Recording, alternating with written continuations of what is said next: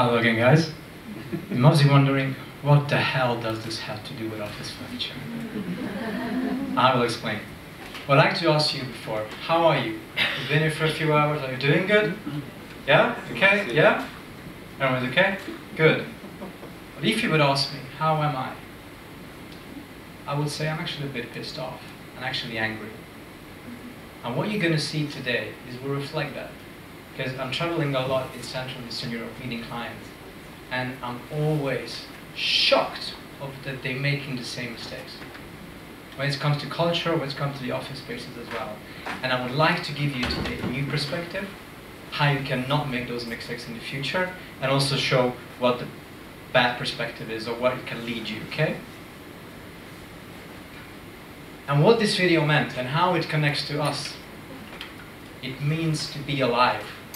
And if you remember my question, it was what your organizations will need to keep its market position or even improve it in 10 years. All good answers. You will need all of it. It's pointed out by GLL and other presenters as well. It's not just a one-trick pony. You will need all.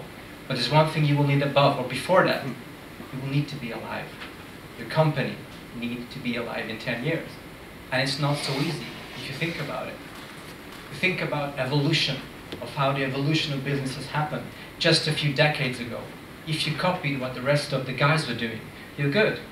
After that, yours is black, mine is red, differentiate a bit. Then you had to make it a bit more relevant, add meaningfulness. And after that, what happened? You need to make it contextually relevant to your customers. After that, you co-create with your customers. Think surveys, client-side meetings, satisfaction for the client, and so on and so on. But today, where we are, is how can your product or service empower creatively your clients? This is the business, this is the race we are in right now. And also, for you to be able to do this, you need to stand out. And how can you stand out? I'd like to show you one example of that, which is from industry which is worth $1 trillion. We don't talk about it too much at conferences like this, and it's the fashion industry. Believe it or not. If you think about the evolution that happened there, and just pick one example, not so typical, are the models. 80s, 90s, this was their job. They were the Google, the Samsung, the BMW of their industry. What happens now? They are gone. They were replaced by actresses, and influencers, and social media people, and models turned actresses. And also, they also had to diversify and evolve if they want to keep their places. Some could not. And if you think, let's say this is your industry, and you are on the left, this is you now. You have your nice position in your industry. Not bad, right? In 5 years' time, can you say, I'm going to be at the same position, I'm really confident, I will still be me on that cover, on the top of my game? And that's why I need to stand out. If you think about it, in other industries, do you think that taxi companies expected Uber? Watch companies, the Apple Watch, hotels, Airbnb, Kodak digital camera? Of course not. If they had, they would have came up with this service and products by themselves. But they would disrupt it. It can happen to everyone today. We said it enough out today. Change is happening, disruption is happening. You need to stand out. But how do you stand out? That's the question. I'd like to introduce to you a guest speaker. And here's what he's saying. Okay, so I would need to buy a cool office or hire models to stand out and stay alive. Came from a made-up CEO, or is she made up? Or is he made up? This is like the question, what do you need to stand out? And if you think, okay, I have a cool office, I bought that cool employer brand, I hired the best tech, the best people, I have the best tech and so on. Is it enough today? And will it be enough in the next 10 years? Maybe it will, maybe it won't. And if we keep focusing on the offices only, that's my topic. This is how they look. These are just facts, how they looked in the past. This is how they look now. Not too much differences if you think about it. But some of you might say, "Hi, Gábor, what you're wrong," because even at our company we have one of these. Beanbags, the hammock, and the foosball table, or the Xbox is. whoever bought them, we're gonna stand out. We're gonna show to the market, guys come work for me, guys hire me, we are the best. You see what we're doing in our offices? Well, this is everyone. Everyone is doing it. To be honest with you, they work for 10 minutes. People like them for 10 minutes, then they just a commodity, which is too loud, I don't have the time, or I work in a skirt or a tucked-in shirt, and I cannot use them. They're not the solution. They are just a superficial, short-term stuff. But now some of you will say, Gábor, come on, I'm involved in the office. I know that stuff happening like this, the cool office.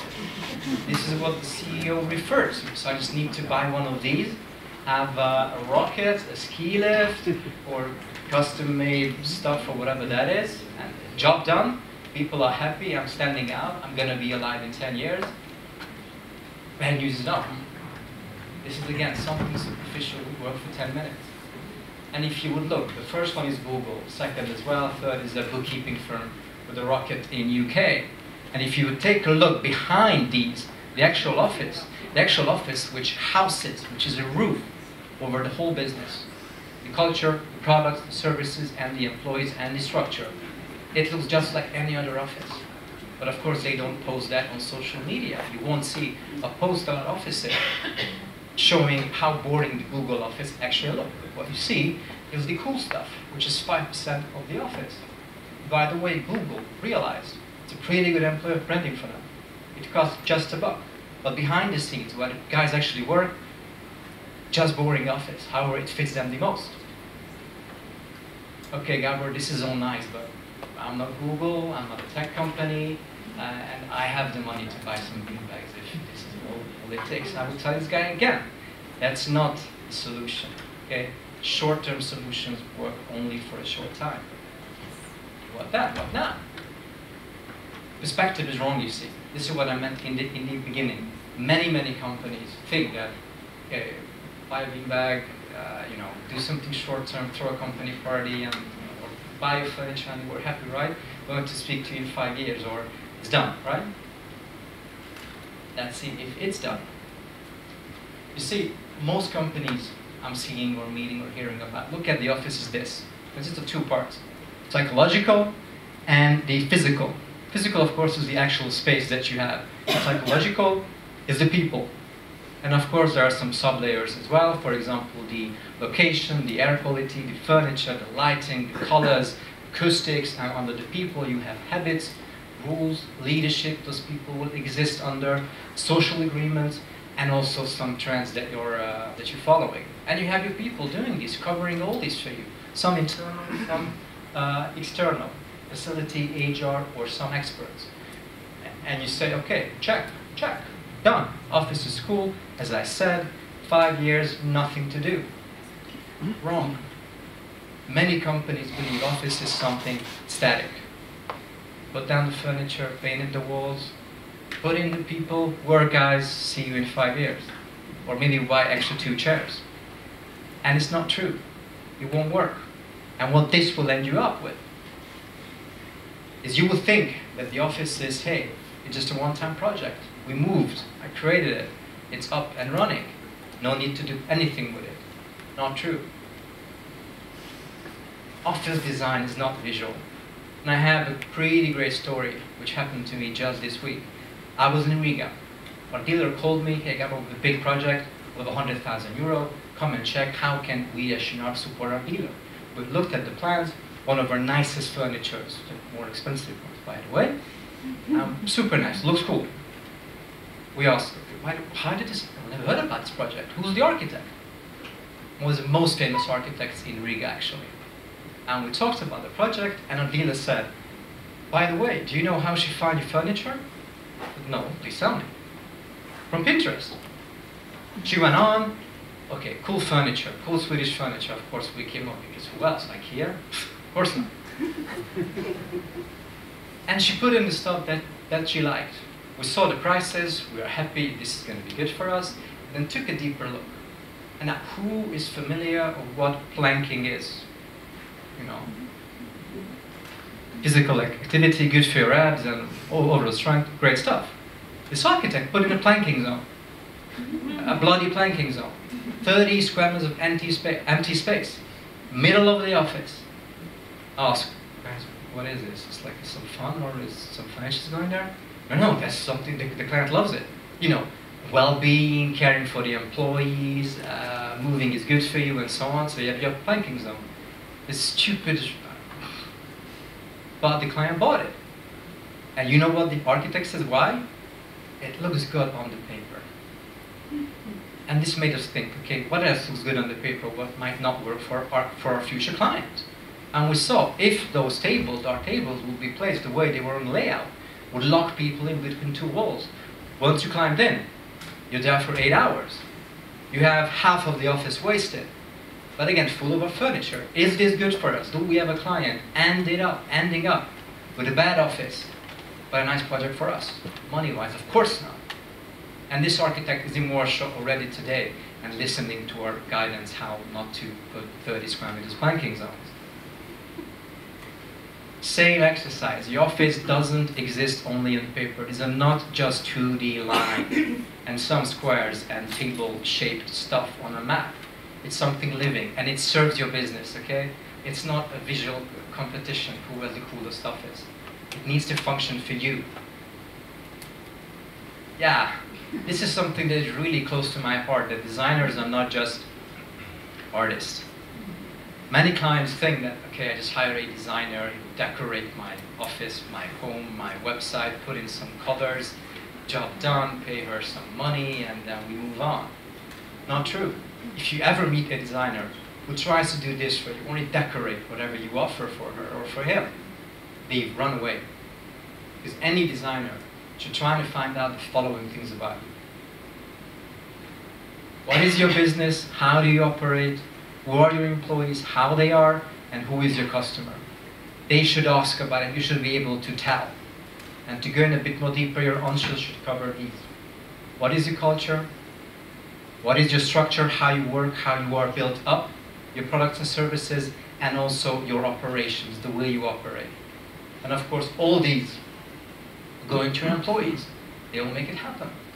They are the only ones who can sell this practically or deliver this to your customers through any touch point you have. On the touch points, if you don't know what I mean, it's a meeting, it's a website, it's an offer, it's a way for you to touch your client. And that's all the client is going to be able to see. That's the customer experience. And whatever is going down here, that will produce that experience. And if you think about it, that's the staff experience, your staff experience, and the business experience. And if anything is suffering on the customer level, it's starting here. And if you think about it, most of this is housed in the workplace. So when you create that workplace, you should keep it in mind. It will have a huge effect on the customer experience. It might not be evident.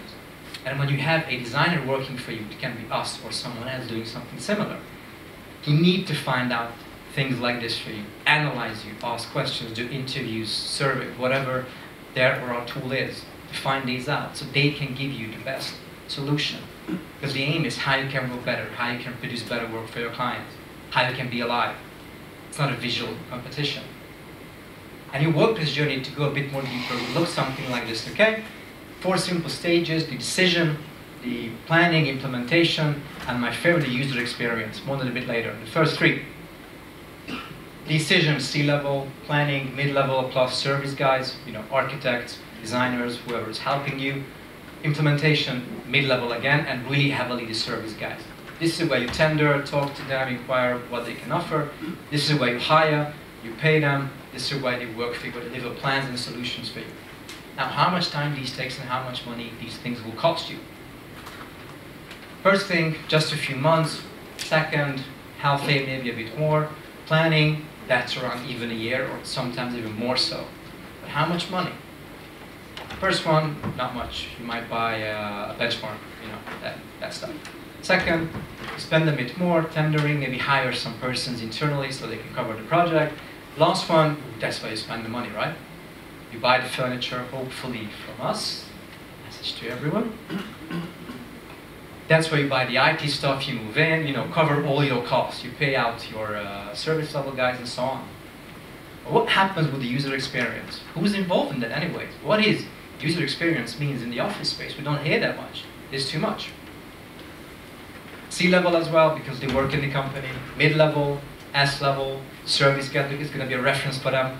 And also the employees. Interesting. But honestly, what do you think? How much time, how much money does this phase cost or make up? 1 year when you get used to it, you buy 2 tables, adjust something, fire someone, hire someone, $1 sign again? No. This can take up to 10 years. You will spend hell of a lot more money on this. What I mean by this, salaries, rent, amortization, fixing stuff. This is what you use for 10 years. And whatever you create here, you have to live with. And anyone involved in offices can say it's really hard something when you messed it up once, when you planned it the wrong way, when the egos took over too much, when you hire the wrong designers, you just decorate your office. Interesting, right? Well, let's focus on the employees. It's quite funny that the place you spend the most time and the most money are what the employees jump in.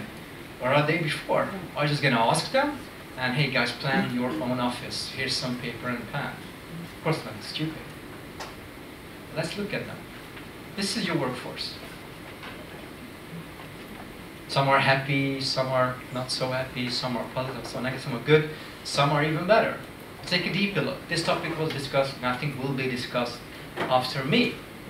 Some generations. You will have one or maybe even more from each of them. I'd like to point one thing out to you and just jump into this generation hot tub just for a second. The Generation Z guys, they're not the same as Generation Y. They're not the millennials. They actually have a really strong work ethic. Have a completely different point of view on money and what is valuable for them. And the funny thing is, 2 years, they're going to be 20% of your workforce here in Europe. So you should bloody pay attention to them. Okay, let's move on. Still are people. Is it familiar to you? Okay, this is the Maslow pyramid. If you translated this to offices, this was 50s, 60s. Roof above your head, desk chair you can sit. This was when we advertised at jobs, cool work environment, youthful employees, great benefits, good services and whatever. Today we are here. The way we try to find people for offices, you can create something great. You're going to be involved. You can live up to your full potential if you join us. Right? But the issue with this is that there's no end.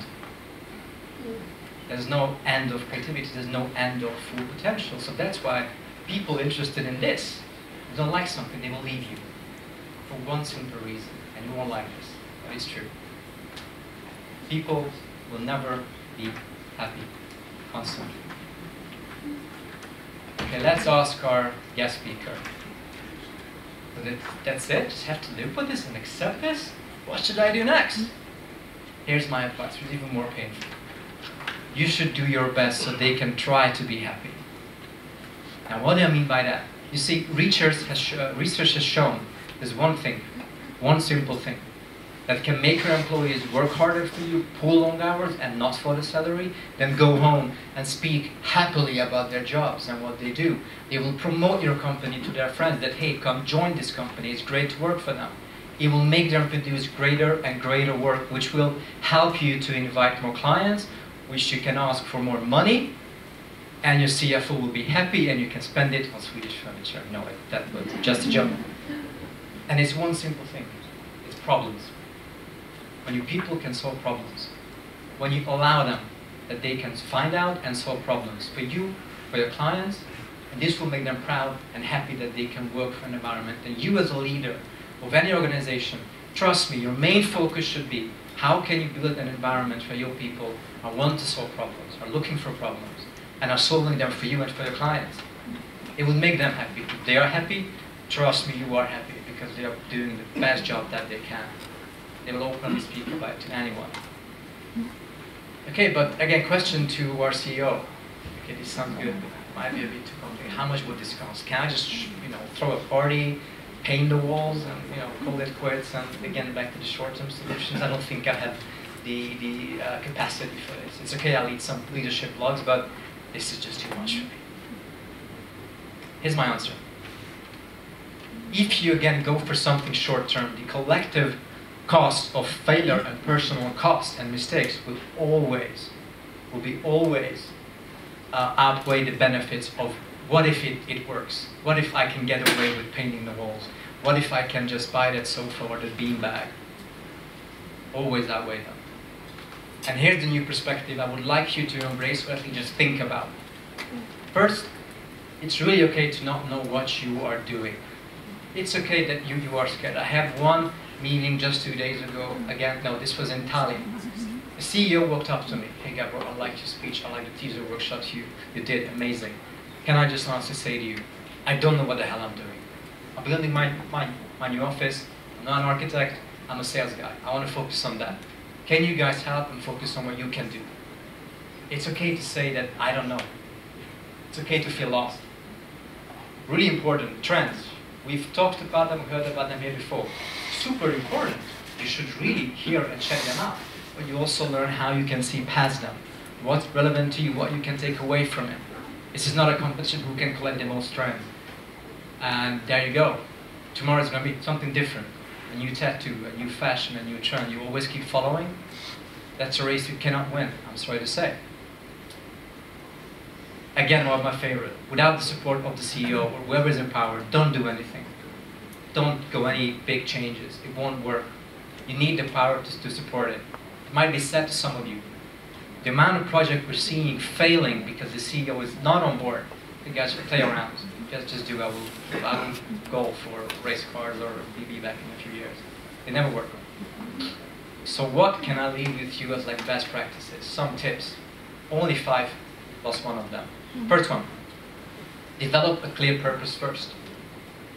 Offices for sure, any big change as well. Why are you doing it? Where you want to get to? How can this help you in the future? Second one, analyze your needs on every level of the employees, C-level, mid-level, and low-level. The low-level are the 99% of the guys who might not come back the next morning. And that's not good for you, trust me. You need to talk to them. And you need to talk with them honestly and with trust on both ends. Okay? This is not directly, I will tell you how you will work and then enjoy it, and I will tell you what you will like or won't like.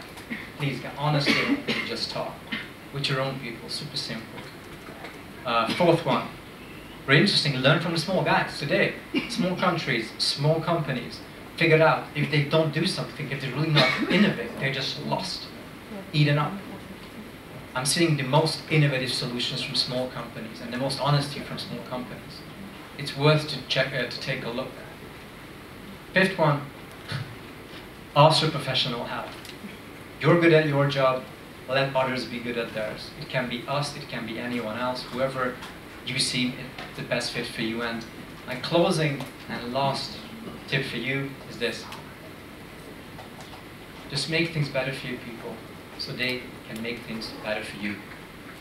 This was me, and I hope you enjoy this new perspective for office design. Thank you, guys.